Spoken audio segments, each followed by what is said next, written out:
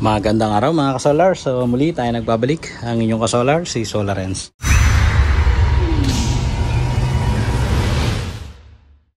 Meron tayo dito na solar panel at ito ay polycrystalline. So polycrystalline, ito ang uri ng monocrystalline. So paano ba natin nalalaman na monocrystalline ang isang solar panel?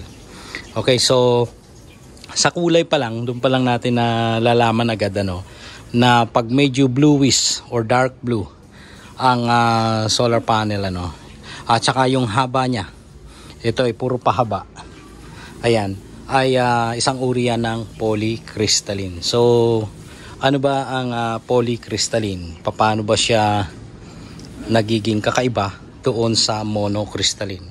So yung polycrystalline, pagka nilagyan mo ng konting shading kahit sa anong part yan, ay halos wala ka nang nakukuhang production.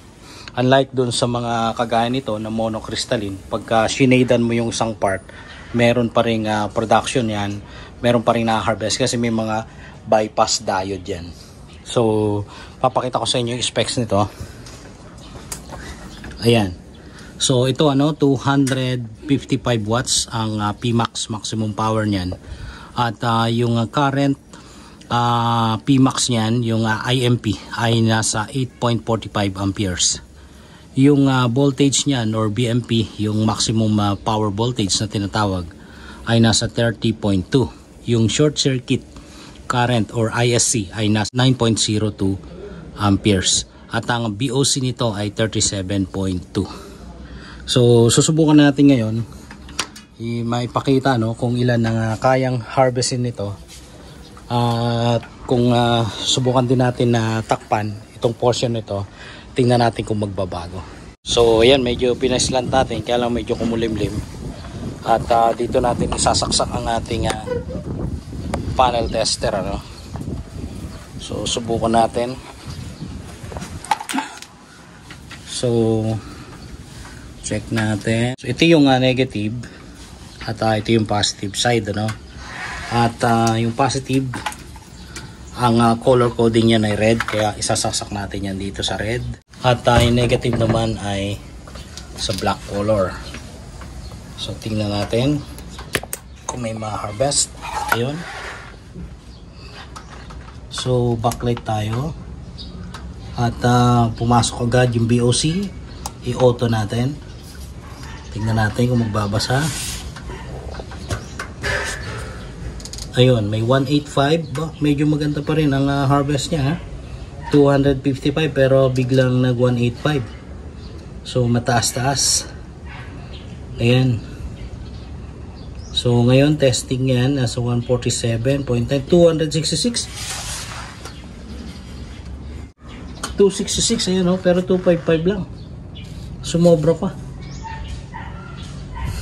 Maganda itong Seraphim. 260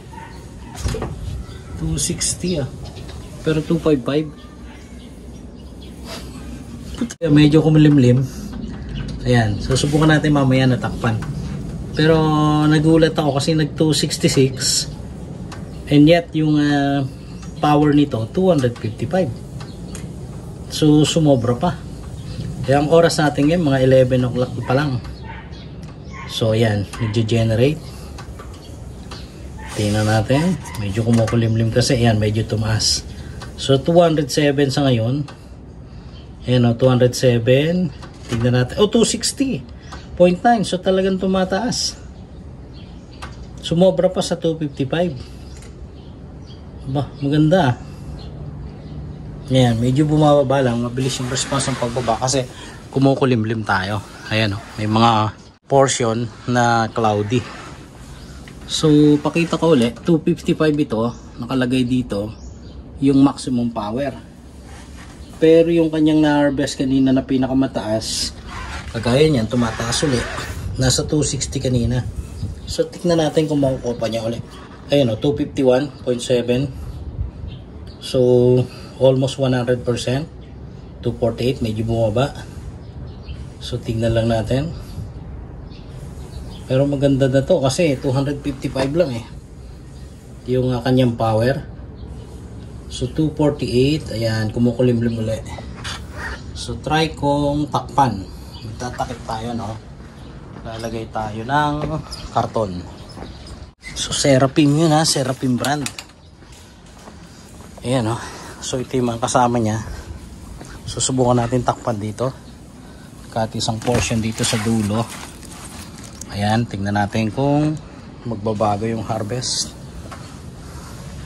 So ayan yung sinasabi ko, medyo bumaba, pero kahit pa paano may nakukuha pa rin. Ayan, oh, bumababa ng bumababa, 24 na lang kasi affected na siya dun sa kanyang shading. Pero tingnan pa natin kung tataas pa ng konti pagka medyo gumanda-ganda yung sikat ng araw, saka natin tatanggalin. So hintay lang tayo ng mga ilang minutes, baka sakali magbago yung sikat ng araw. So 14, ayan 13, mababa talaga. Kasi ang characteristics ng polycrystalline, kailangan talaga bilad na bilad lahat yan. Wala dapat shading. Kasi kung mayroong shading, ang isang bahagi o isang portion na poly, kahit anong brand, basta polycrystalline, ay apektado na rin yung ibang portion nito. So tayo lang natin.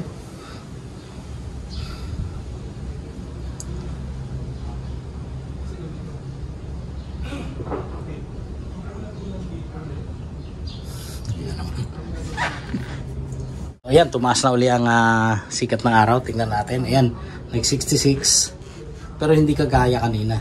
So susubukan natin na tanggalin yung ating nilagay. Ayan, tanggalin natin. Tingnan natin kung tataas. Ayan. Oh, nag 253. Ayan, oh.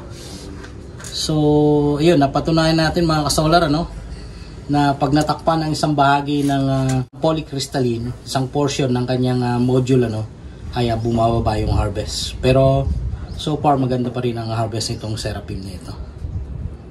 So yun lang muna mga kasolar. So maraming salamat sa panonood. At usap tayo sa susunod na video. Ang inyong kasolar, si Solarens.